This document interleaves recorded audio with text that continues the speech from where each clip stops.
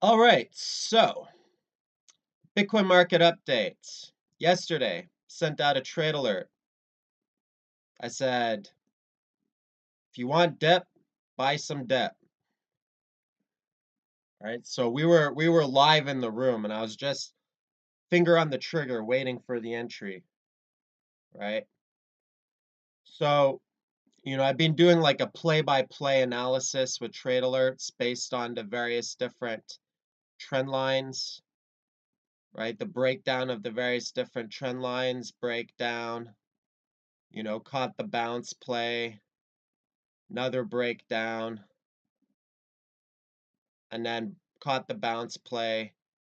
And prior to that, we had also caught the bounce play here or around the 2000 area. And my signal for exiting that position was a breakdown of this immediate bull channel or immediate ascending trend line, right? So you can ride a trend, right? You can ride a trend.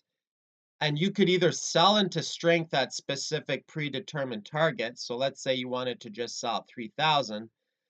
Now I was waiting to see if we would break.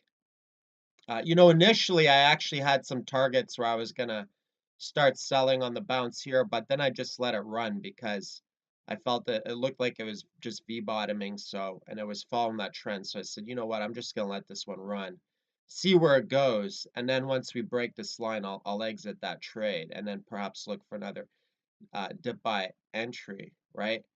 So, and this was also kind of right around here, midway. China was able to withdraw or whatnot, withdraw their Bitcoin after months, and then it just kind of rallied and they took over the charge, right? They led the charge. So far, as far as all this market action since the markets had the first correction, I've just been nailing these Bitcoin moves. We also did a short in the room. I didn't send out a trade alert for that because the market was moving so fast. So for me, the short was just intraday.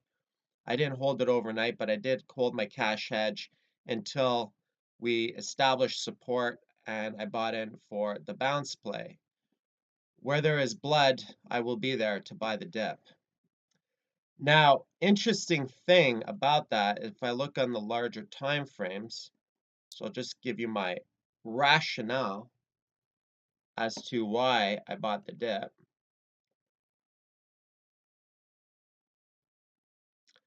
So a couple of reasons, right?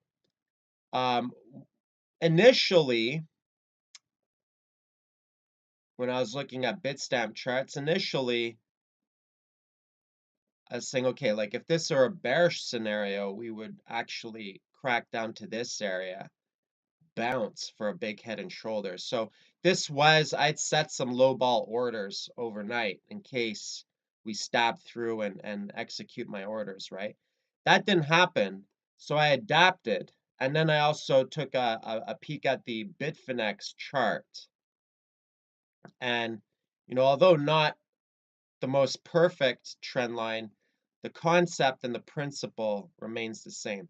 Like sure, kind of dips down there a bit and whatever, but still a very good trend line nonetheless. So on Bitstamp, I believe it stabbed through a trend line, but on Bitfinex it held up, and so I was watching very closely live in the room, and the way I timed my entry is I actually just looked at it on the minute chart while we were at a key area,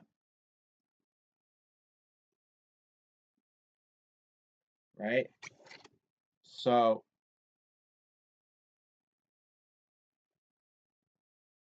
and I do that whether I'm doing a breakout trade, whether I'm doing a dip buy, like for swing trades, or whether I'm scalping. I will always time my entries on the smallest time frame possible.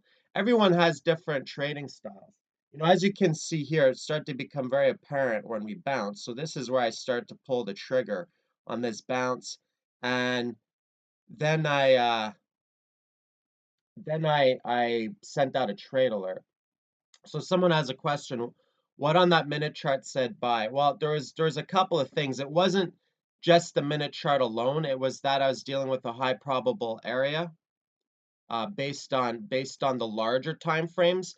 But as far as timing my entries concerned,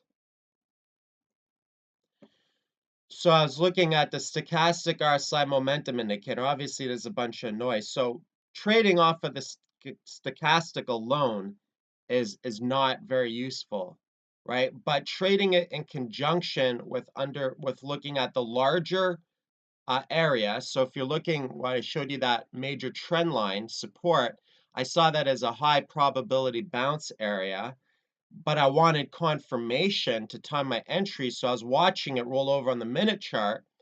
Then as it started to bounce and the stochastic RSI crossed under 20, I mean, it's done that a lot of times, but specifically once we tagged down in that area and I saw it V-bottoming on the smaller time frame, I pulled the trigger for a long entry, and then I sent out a trade alert just showing the larger picture, right?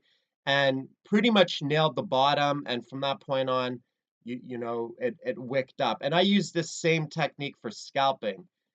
Now, so I look at the best of I look at the best of both worlds, right? I go to the smaller time frame and I look at the larger time frame.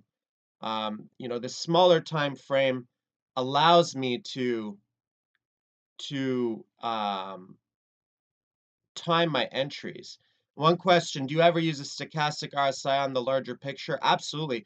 I find it can be good on larger time frames as well.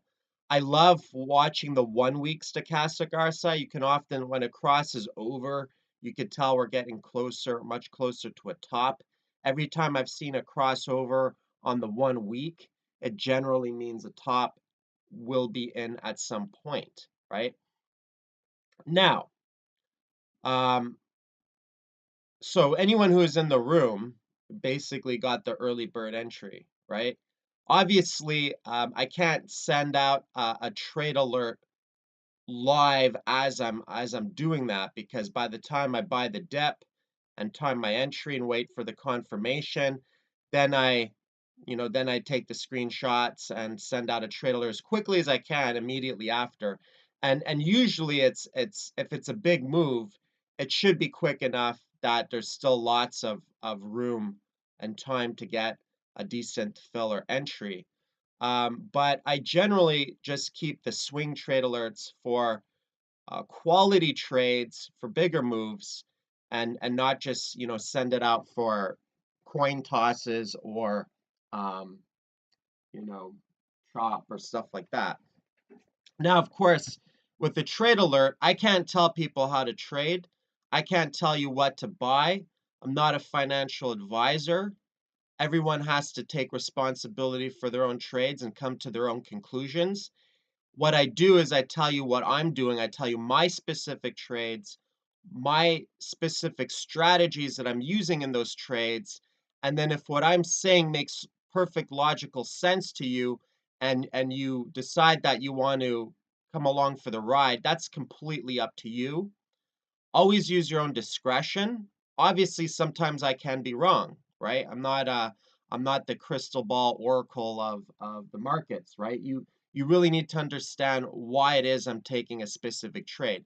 And if you don't understand why I'm taking a trade, then if a trade doesn't go right, if it goes wrong, you might not understand how to manage risk, and I might not be there for you at that specific moment in time, the best time to manage risk. So it's very important that you understand the principles and concepts behind why I take certain trades, as opposed to just blindly following, because ultimately our goal is to train self-sufficient, independent crypto trading warriors, and not just blind sheep. That said, if you're completely new, then obviously you got to respect the process, and you're gonna learn at whatever pace you learn at, and that's fine, right? So I just always have to preface that, right? I'm not sending out these alerts to give you financial advice. I'm taking you along for the ride in my specific trades. And you can go back and you can see that I've been nailing a lot of these out of the park, because this is what I do for a living. So if I wasn't good at these trades, then obviously I wouldn't be making money and wouldn't be able to do it professionally. So, anyways, but it is a fun ride nonetheless. Okay, so now that I got that out of the way, um, I still see one of two possibilities right now in Bitcoin.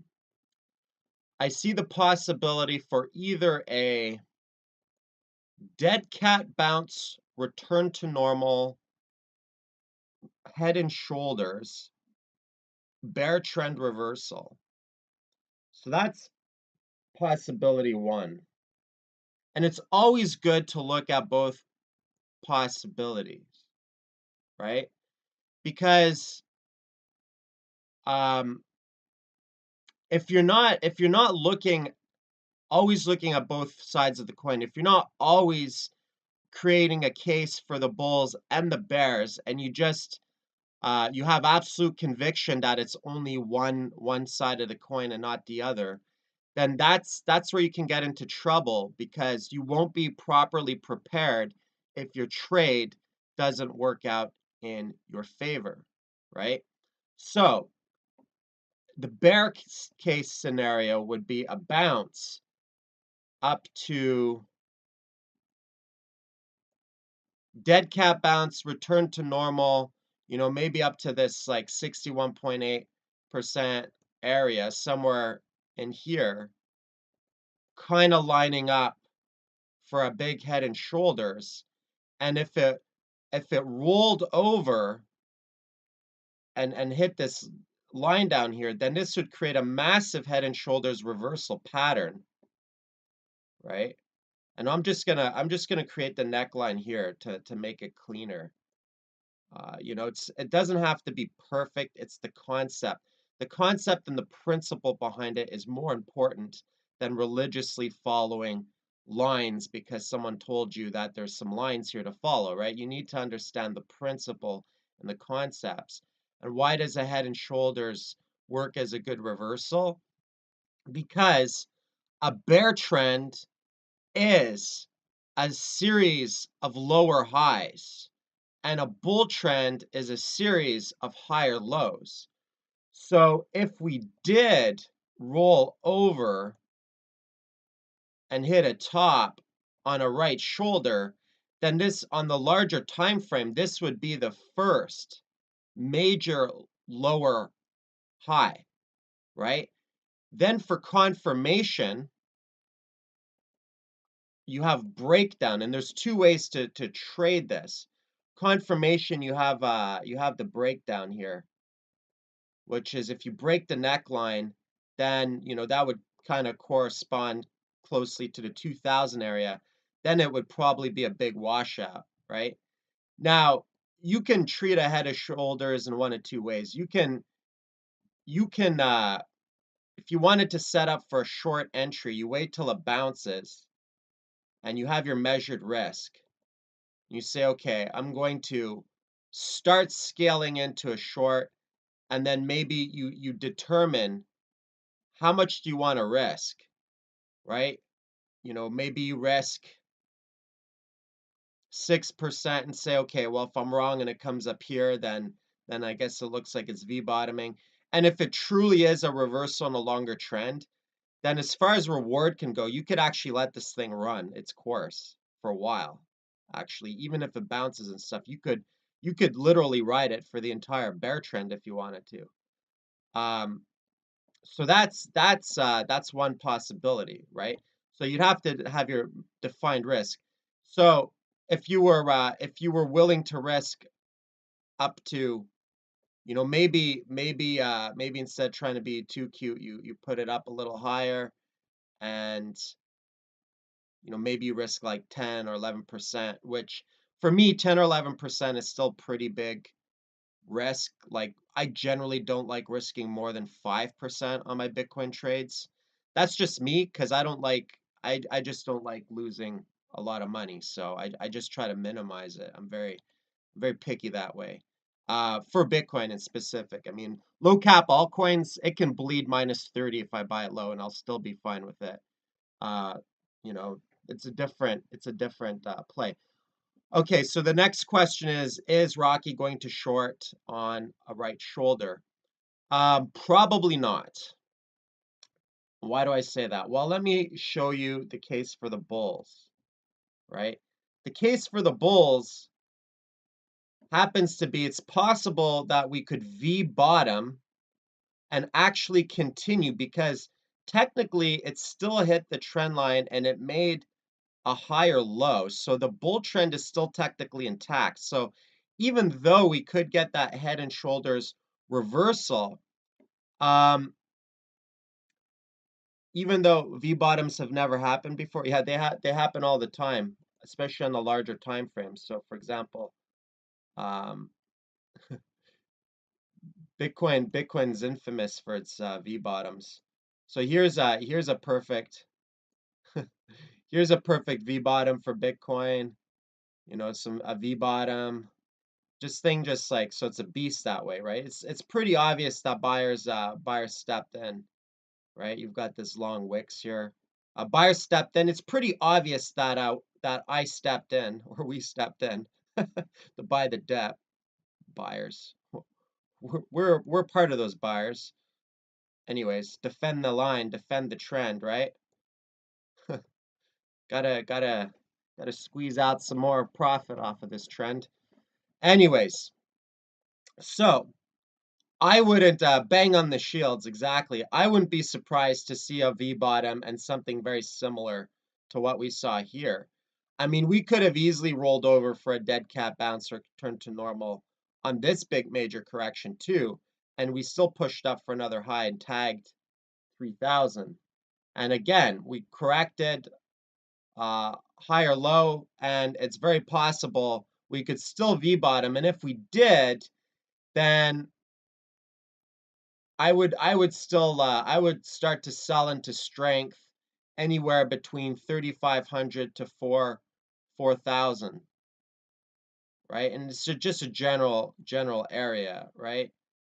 I mean, it doesn't have to be perfect, but this is where I would really start to consider taking some serious profit. And I've been fairly patient. You know, I've probably sold about 10 or 15% of my Bitcoin holdings in total in all this noise. But um, the thing is that those Bitcoins just keep on getting replenished. You know, I sell a bunch and put money in my bank account, and then I start trading altcoins and Bitcoin and scalping and whatever. And next thing you know, I've recouped all those Bitcoin again. So seems like I can't seem to sell get rid of Bitcoin. It just keeps coming back, you know, the cat came back. Anyways, good problem to have. So I'm never really that concerned about, you know, selling Bitcoin. I mean, listen, we could have easily rolled over down in this area with all this hard fork drama. And I even took some hard profit off of the table all the way down here. And you might say, "Oh, Rocky, you know, you sold your bags." Well, I only sold a small portion, right? Again, probably like 10%. I'm very modest with the way I do that. B, I hedged very heavy, half my portfolio into altcoins, and then all those altcoins exploded and end up tripling all my Bitcoin holdings. Actually, probably quadrupling or whatever. Anyways, there's been some selling and there's been some replenishing, so it's all good. If you're a trader, then you can keep replenishing your coffers on the volatility, right? So even if I sell like 50% of my Bitcoins anywhere at these levels, I'm confident that on the bear trend, I'll probably, by the time we hit capitulation, I'll probably have 10 times more Bitcoin than I've ever had because of all the bounce plays, the shorting, the accumulating cash, and buying that capitulation candle whenever we see an all-time low of a whack of cash on my trading accounts to buy as many cheap Bitcoins as I can. So I actually love dumps and bounce plays for that reason. I find I actually make the most Bitcoin. This is the most profitable Bitcoin trading is when we get the dumps and the bounce plays, right? Because you basically sell, you can sell into cash or and short if you wanted to, and then buy the dips and then sell into cash again and buy the dips and sell. You could just keep on doing that all the way down. So it wouldn't surprise me. A lot of people getting shaken out, a lot of people feeling bearish or whatever. It actually wouldn't surprise me if we V-bottomed again and went up to 4,000, and that would hit my original goal and targets. But it also wouldn't surprise me if we hit a dead cat bounce and a head and shoulders, right? So essentially, if we break that trend line, so now you could ask yourself, well, Rocky, make up your mind. What's it going to be? Is it going to be the head and shoulders, or is it going to be the V bottom? Like, how are we going to clean up the mess and take profit if we don't know which one it's going to be? Well, I would say this: if I'll probably take some a little bit of profit off the table. I'll probably take a middle path here, right?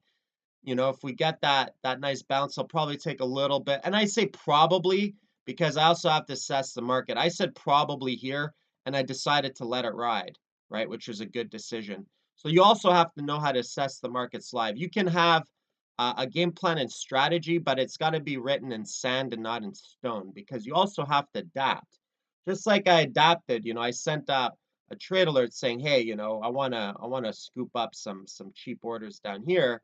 And looking live in the market, I had to adapt. And if I didn't adapt, and if I was stubborn and said, nope, nope, it's got to hit my area, if it doesn't hit my area, I'm not buying Bitcoin. Well, guess what? I'd miss a perfectly good bounce play, right? So adapt or die, right? So that's human nature. We have to adapt. That's how we survive, right? So I love that. Someone just posted, no battle plan survives contact with the enemy. Absolutely love that, right? So it's good to have a plan, but your plan also has to be flexible, right? So because nothing is, yeah, be like water, exactly. Like Bruce Lee said, be like water, my friend. Um, so that's exactly it. Be adaptable, and water can turn into ice and be rigid and have strong hands, or water can be very fluid and it can flow, or water can also turn into vapor, right, and evaporate. So there's all options there on the table, but any adaptations have to actually still follow market principles and technical analysis, right? Any adaptations you have, they can't just be random adaptations, right? That's the difference between being a trader who knows what they're doing and actually has a plan and strategy and understands market behavior and technical analysis versus like complete random YOLO traders on the troll box who just like randomly chase markets based on pure emotion, right? I will more often than not, I will do the opposite of the herd, right? Everyone's crapping their diapers down here. All right, good time to buy, right? Everyone's getting all excited and like, oh, it's 4,000 or whatever. Man, I gotta sell some of those bags, right? I gotta take some hard profit, pad up that bank account a bit. Anyways, so let's just say, so I'll assess and I might take a little bit of hard profit, but I'll definitely leave a runner, right? I'm not gonna go all out. I like scaling in and out. I don't like my trades being a two-dimensional off and on switch, right? Um, so now what happens if this trend line breaks? Right? Imagine, let's pretend we do have the head and shoulders, right?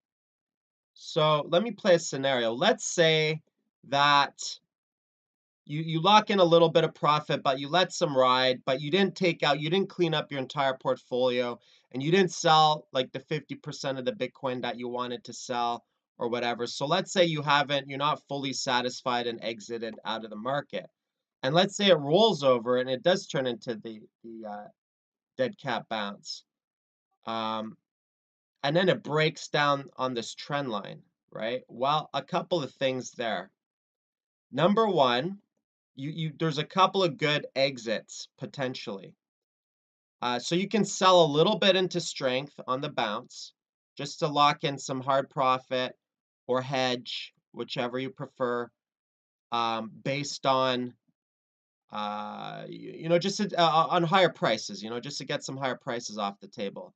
If you do that, you also have to be comfortable with the possibility of the market leaving you behind and going to tagging 4,000, right? So if you're comfortable with that possibility of sitting in some cash and having that market just V bottom and not getting the best possible price for that cash, then go ahead and do that. If you're not comfortable with that, then don't sell any.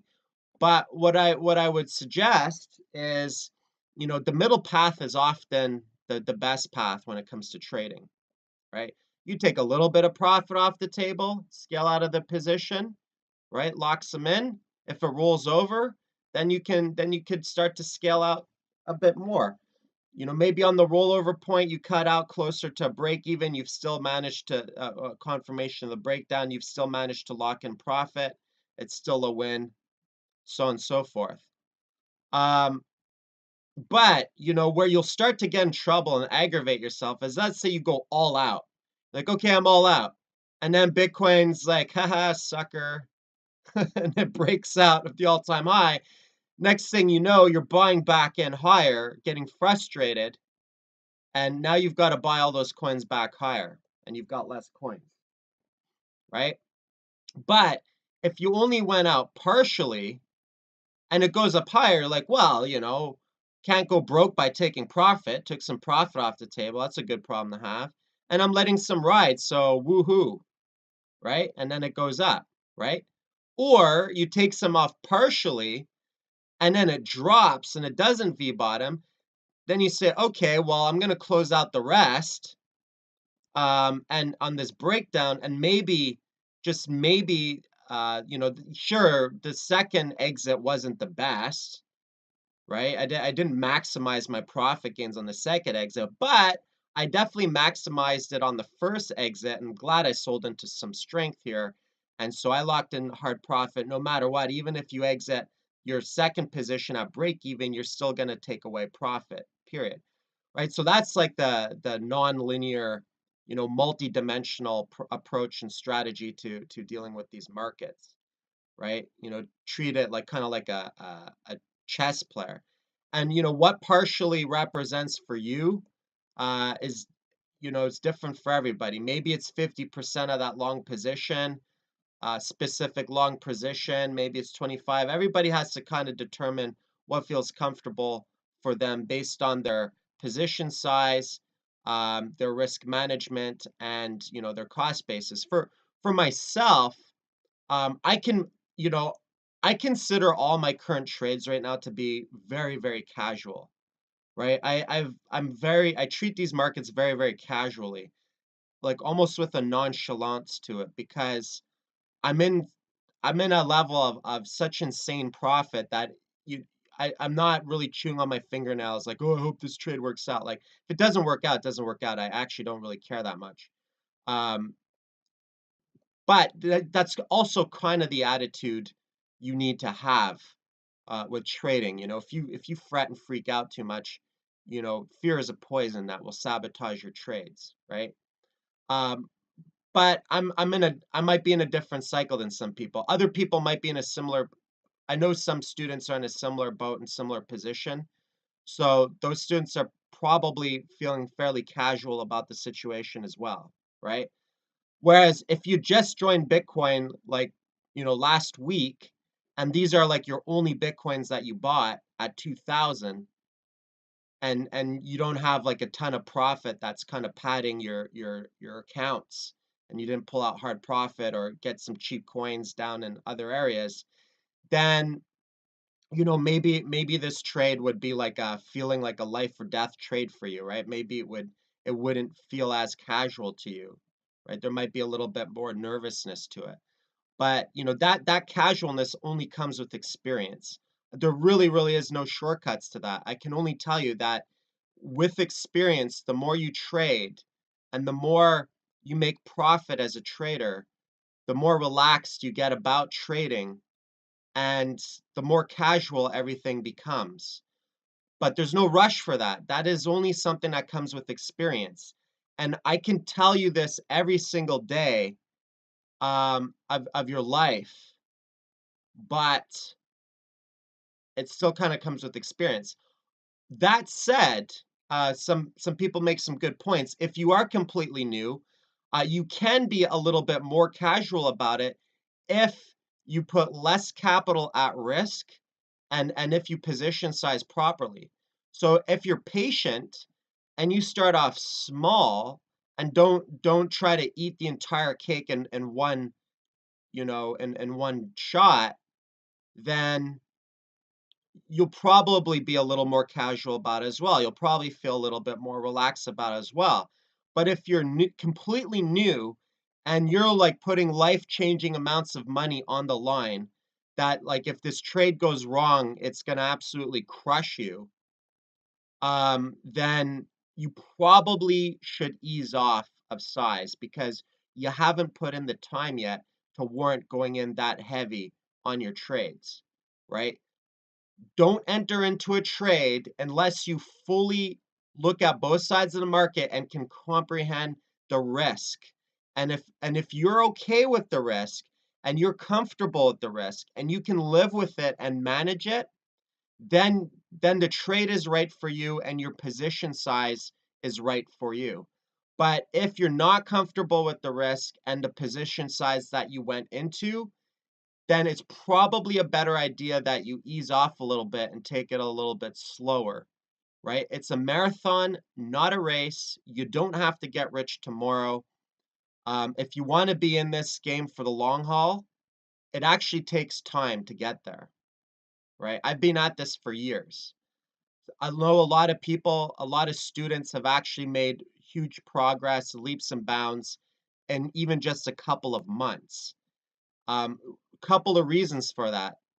A, we're in a bubble, and B, those students have guidance, whereas like a lot of stuff, a lot of strategies that I use, um, I had to figure a lot of it out for myself, right?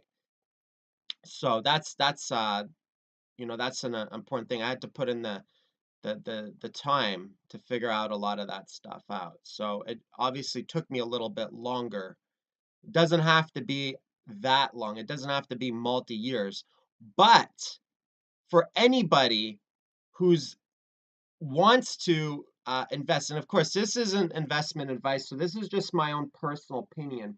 But if I were new to crypto and I wanted to invest in Ethereum or Bitcoin long term, I would be patient and I would keep my investment dollar capital set aside for after the bear trend so that I can buy at the absolute lowest, cheapest price the capitulation where is, you know, everybody's like freaking out and losing their stuff, just absolutely losing it.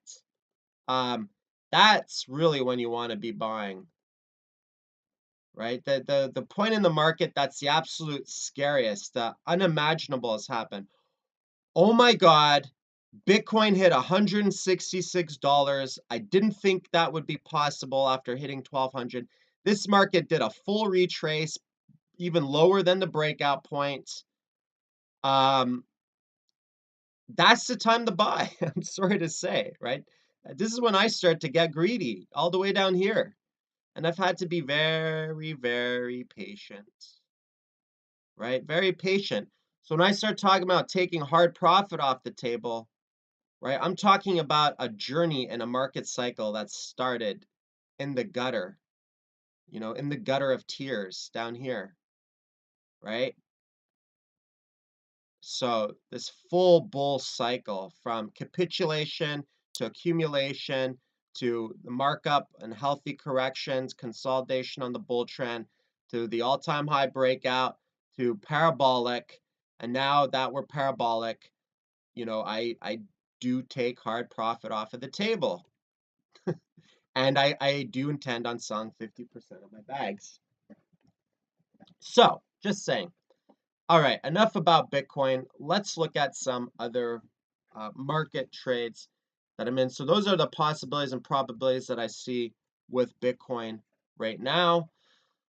Still riding my original Zcash entry. This is a market that's really kind of, requires a lot of patience. Um, so essentially, I sent out a trade alert on the breakout there. Unfortunately, some people probably got it late. Hopefully nobody bought too high on that. Came spiking down. It's still fairly illiquid market, even though the volume is pretty good. I'm still riding that position. I think I'm up over double now ROI, but I'm still riding it. Strong hands prevail. So I've rode it through all this chop and noise and whatever. I'm still riding it. And I know that might not be exciting for people who just anybody if you're part of our program and since you're in the room um, you should be getting those trade alerts through email. There's you'll see a trade alert section in the cryptocurrency mentoring program, right? And it says trade alerts, swing trading. It's at the bottom section. But those you should be getting those by email. So make sure you check your spam or junk mail to make sure that you're getting those. So I'm still riding this. I'm up over a double, and I don't know. I'm just whatever. I'm I'm just riding it. I'm being patient. Now I know this doesn't seem very sexy to people who just joined um, you know, recently this week. They're like, okay, Rocky, well, that's fine. You sent out a trade alert like last month, and you're still riding the trade. Well, what does that do for me who just joined last week? Well, I can't necessarily change the fact that I'm still riding a trend. Like you'll learn that in swing trades, especially in a current bubble, I'll ride markets for months if I need to. I'm still riding Ethereum Classic from the $1 to $2 range. I sent out a trade alert when it was at like breaking out of a buck 50 or something like that. I'm still riding that most of that, you know. So um, I always look for new setups, of course, but I've learned that in this bull market, especially in a bubble, you're best to let things ride until confirmation of a reversal. That's really the best play. And if you happen to not catch in on something early, but you feel it's bullish and you want some skin in the game, then your next best opportunity is just waiting for a good dip buy, right? We see this dip buy here, you know, prior prior resistance turn support type thing. Or you can get the early bird entries on breakout trades, right? It's like, oh, broke the descending trend line, start buying or buy some dips down here. Um, and yeah, someone posted learning to trade is a serious trading skill. Oh, learning to wait is a serious trading skill. Absolutely. Um, Patience is really what defines seasoned traders who consistently make lots of money versus traders who just patience is going to be your curse, right? It's going to be your curse. But it also depends on the specific trade that you take, right? Like I took a breakout trade here and I sold all of it on the double. I could have rode that and been patient. That probably would have been good as well. But um, I managed to catch another breakout trade wave. It could have flopped. I didn't know we were in a bubble at this point. right? It was still very early. I saw lots of signs of trend reversal, but I thought it was like, oh, maybe this is a yeah, this is being recorded.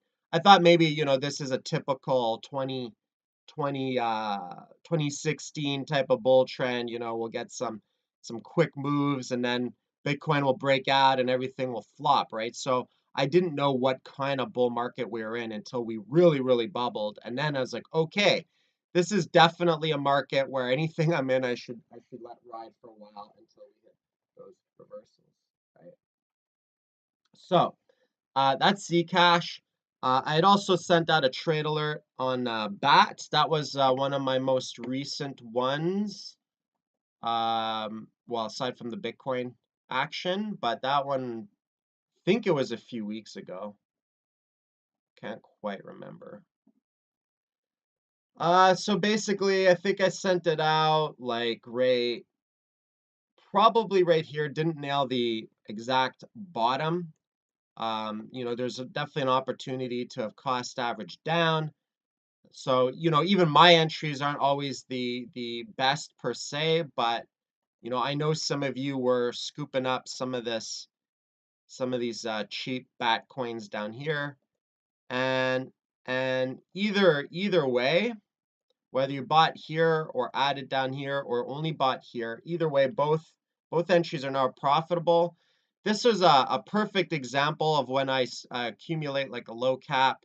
Why I just have strong hands and I don't really pay too much attention if I'm under, but like, oh no, I'm down like 24%, all is lost, right? Yeah, easy come, easy go, right? Um, and now I can look and say, oh wow, now I'm up, whatever, 22% or whatever it is, and I'm just gonna hold it. And now it is showing all the signs of reversal, right? So I'll just point out what that looks like. So you have this immediate descending trend line, right? We broke that and produced a higher low, and we've seen an increase in volume, and we're starting to see a predominance of green candles. See, fall, red, red, red, red, red, red, red, red, red, red, red, boom, reversal, higher low, green. Now we're starting a green process. Green, green, green, right?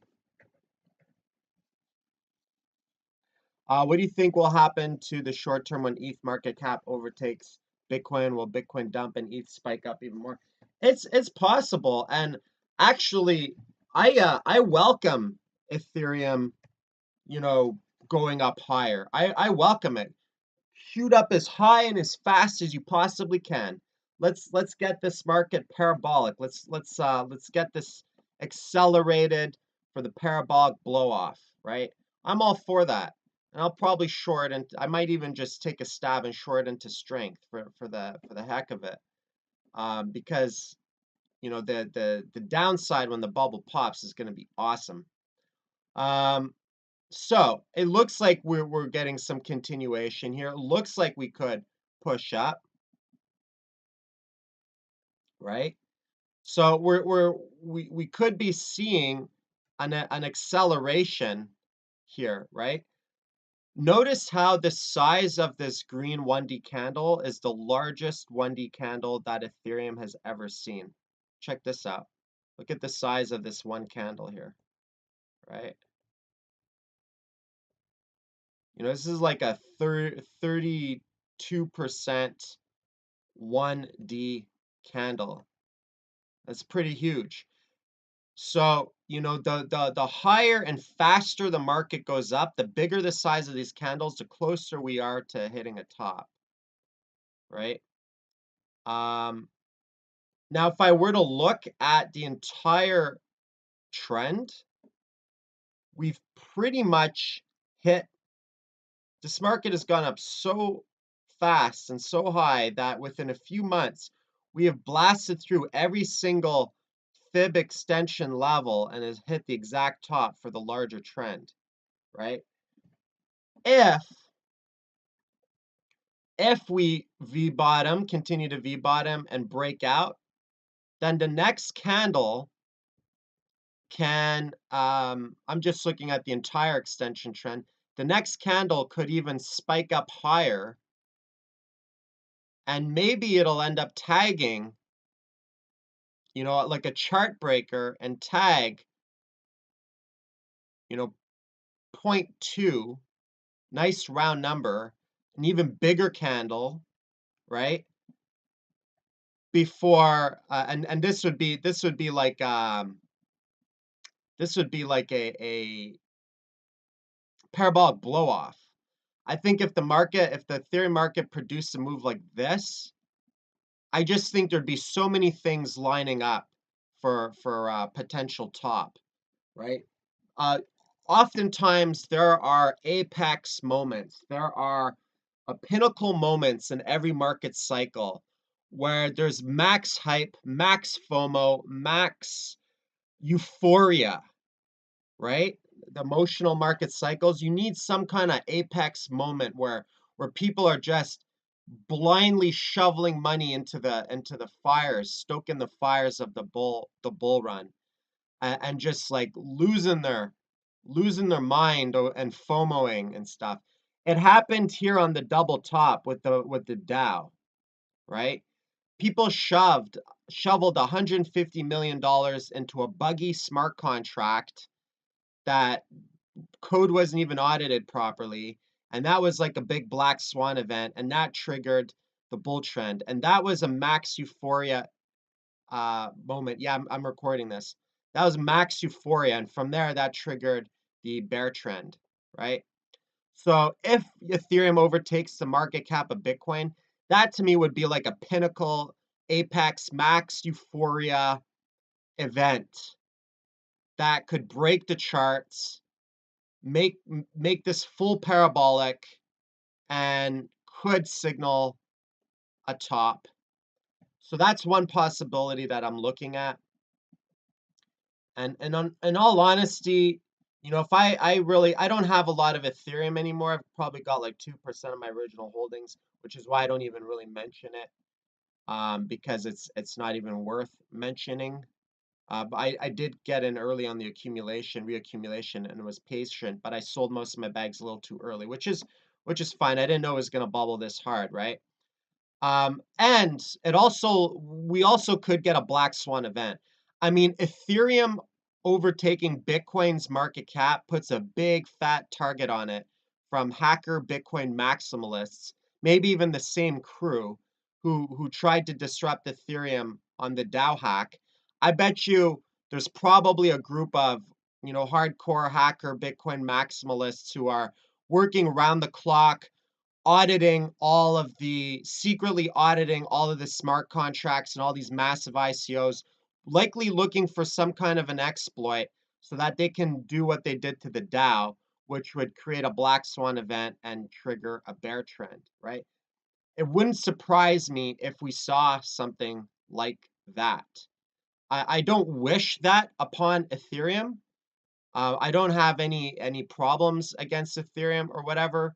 I personally don't see Ethereum as a threat to Bitcoin. Bitcoin serves a different purpose. It acts as a reserve currency for crypto. Um, and I really can't see anything else taking that role on. You want the best blockchain platform to raise ICO money and raise millions of dollars and to do smart contracts and to do cool stuff on a blockchain that's a codable blockchain, then Ethereum is your number one choice, right? You want a blockchain that's extremely secure, time tested and proven, and has been a good store of value over the past 8 years, and acts like a kind of a reserve currency that most altcoins are traded against, and pretty much every single altcoin market has some correlation to the Bitcoin market cycles, then Bitcoin is for you because it's also hard capped at 21 million. Ethereum is not hard capped at all. It's got perpetual inflation, right? And that's by design, because who knows the needs that the industry will have for smart contracts, if you need Ether as fuel, then obviously you don't necessarily want to hard cap that per se. If you want a flavor of Ethereum that has many of the similar principles of Bitcoin, as in a hard cap and you know, not a lot of ICOs on it, and no, and very decentralized, as in there's no one leader or whatever who can determine its fate, but have all the benefits of smart contracts and so on and so forth, then there's Ethereum Classic, right? And Ethereum Classic has value as well for that reason. So it's a different flavor of Ethereum that happens to be a little more in alignment um, with some of the values that Bitcoin shares, right? And they're all good. You know, you have different flavors of crypto for different things, and I'll trade and invest in all of them. I don't get all caught up in this crypto tribalism and drama, right? You know, your emotional crypto tribalism will prevent you from making money. You know, people were too busy getting salty and calling the death of Ethereum, saying, "Oh, it's gonna die, it's going to zero, blah blah blah." They were too busy being too salty and bitter and hating on Ethereum to see a good accumulation opportunity. They've just, and then a lot of those people just ended up having to chase higher prices if they want to make money, or they missed the entire boat, right? Or Ethereum maximalists were too bitter and salty. They dumped all their Ethereum Classic bags at the bottom on the first couple of days. They dumped all their bags out like under $1. And if they just got over themselves and kept on held on to their Ethereum Classic, then they also would have made a lot of money on that as well, right? Going from $1 to $20 is still fairly impressive. Or, Bitcoin maximalists who never trade an altcoin because everything's a Ponzi, everything's a scam, blah, blah, blah. Well, you know what? If you're truly that hardcore about Bitcoin, then why not trade altcoins so that you could accumulate more Bitcoin? I guarantee you, as a trader, I can accumulate Bitcoin faster by trading altcoins than just by sitting on Bitcoin that I bought with fiat from some regular job or whatever, right? So there's my rant for the day. So yeah, so we could have a Black Swan event or something like that. Big target. Uh, we still don't know how this is gonna scale and all that kind of stuff, right? So it obviously will have its growing pains. It's still a very new and fresh market. It's only a couple years old. So keep that in mind, right? Bitcoin has been around for plus 8 years, right? So it's gone through its bruises. It's had a lot thrown at it. It still has a lot being thrown at it, right? So so that's that. And I just want to show you one time that Bitcoin broke the charts once upon a time. Um, thanks, I appreciate that. All right, let's see. Bitcoin broke the charts once upon a time, all the way back here when Bitcoin was new and still a young pup, right? It broke the fib extension charts too. So that's why I don't discount this as a possibility for Ethereum. But I think the 0.2 area is a nice round emotional number. Anyways, so that's that.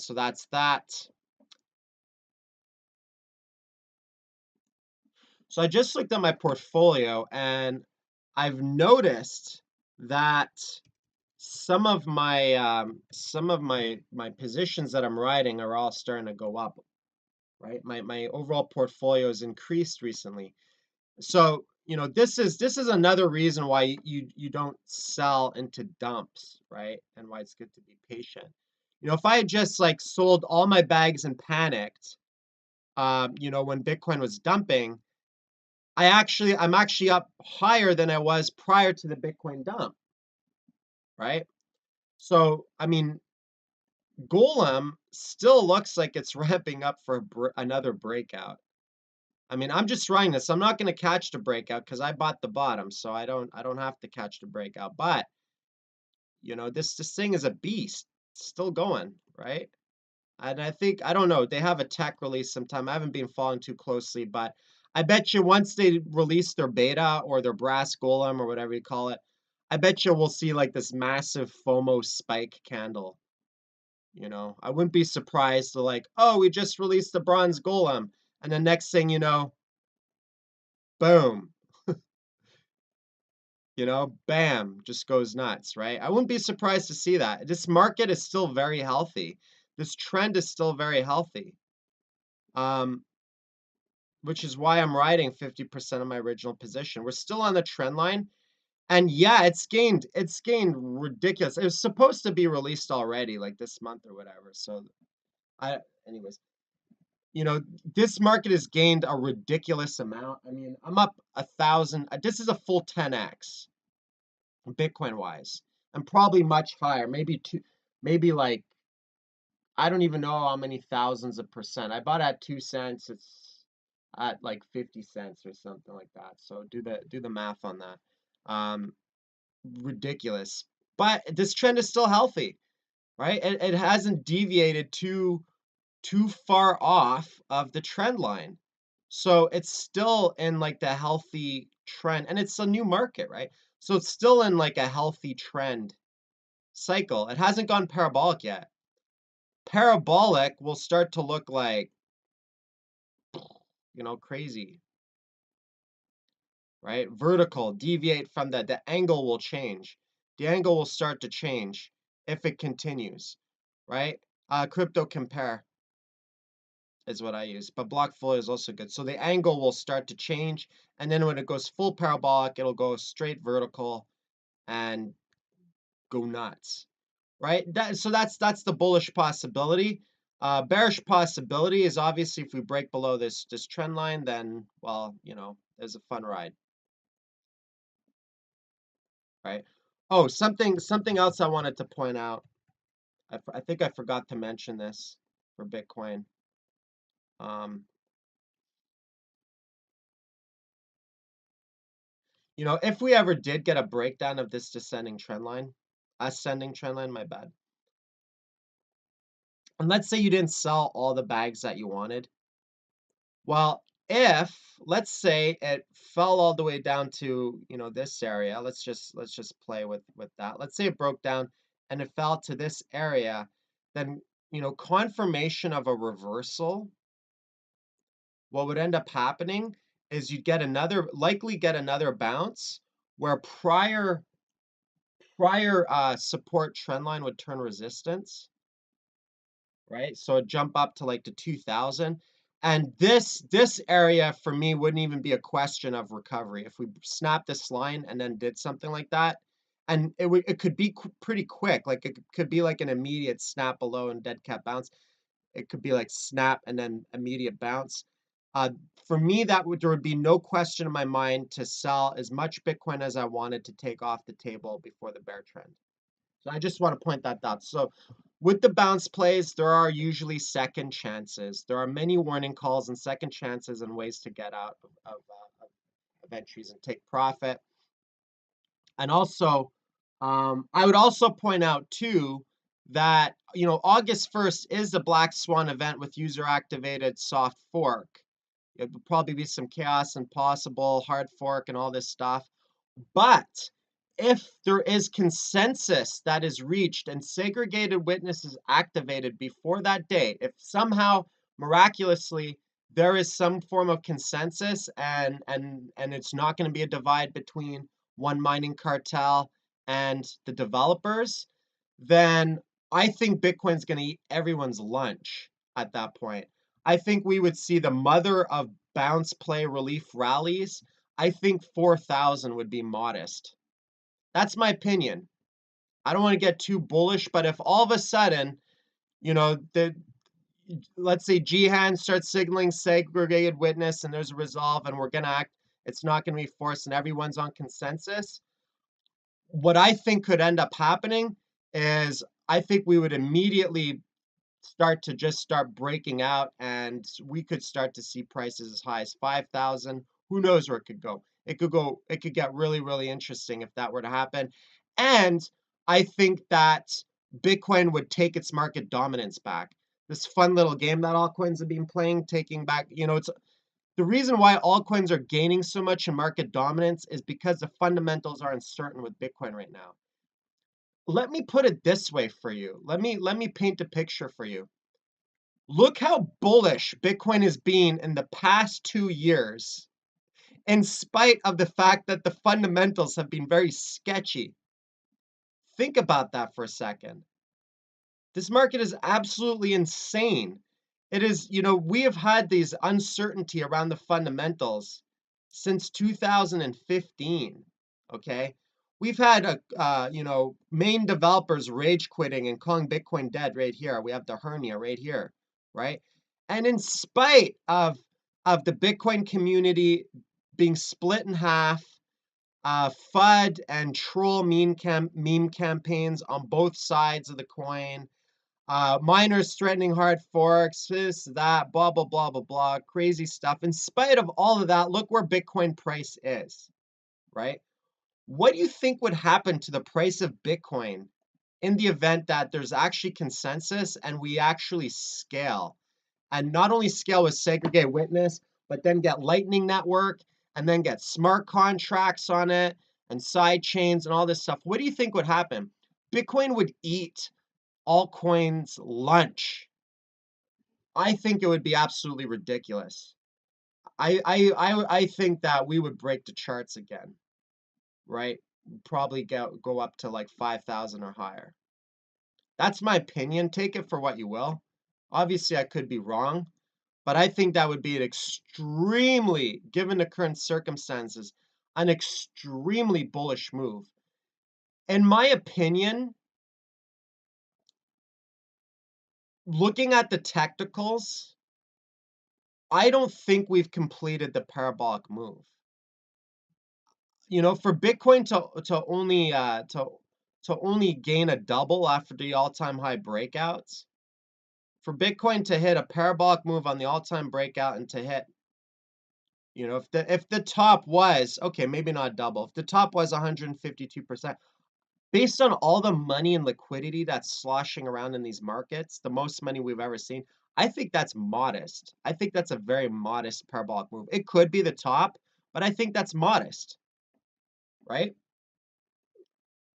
Why do I think that's modest? Because based on prior cycles, obviously we have more liquidity and all this stuff, but based on prior market cycles, we broke the charts on the last one, and the percentage gain from the all-time high wasn't 150% ROI, it was 361%, right?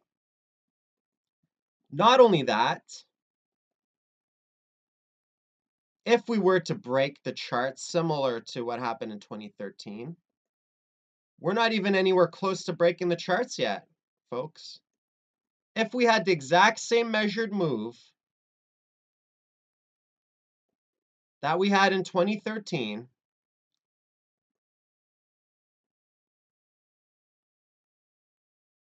then we're looking at $5,000 a coin if we produce the exact same measured parabolic move. And this is still possible. I'm not discounting that. That's why you haven't seen me selling all my Bitcoin bags yet. And I've been very conservative. I've been taking hard profit off the table, but I've also been very conservative with that, right? I obviously don't want to be bag holding my bags if it hits a reversal, but I don't want to get weak hands and just sell all my Bitcoin bags. So be mindful of that, right? Like, I mean, this thing could do that. It's possible. We could tag 5,000. It's not off the table yet. And if the fundamentals were to line up with the technicals, the technicals still tell me that we're V-bottoming and hitting 4,000. That's what my hunch is. That's why I've been buying dips. I could be wrong, but I don't know. This market doesn't look like it's slowing down. But if we don't get that resolved, then that looming black swan event will likely hit the brakes on this. All right, so a bunch of other markets that I'm in that are doing fairly well, so, like economy, for example. Um, economy is doing really, really well. I'm still riding half of that breakout trade, by the way, right? What was the breakout trade, you might say? It was right here. I sent out a trade alert months ago over here. And because it was a higher cap, I sold half on a double, took out my risk capital, blah, blah. And I'm riding the rest, and it's going up. This market still looks healthy. It hasn't gone full parabolic yet, so I'm riding it. It's definitely a very good market. I'm still riding classic Golem. Something else that pushed up today. It looks like Edgeless is pushing up. You know, Ant seems like it made a move. Scenario, I'm still up 43%. Anyways, so Bats gone up significantly, and so all that stuff, right? All right, so I'm gonna end the video. It's a little over an hour, so I just want to process it before I leave. And yeah, trust is probably a sleeping giant.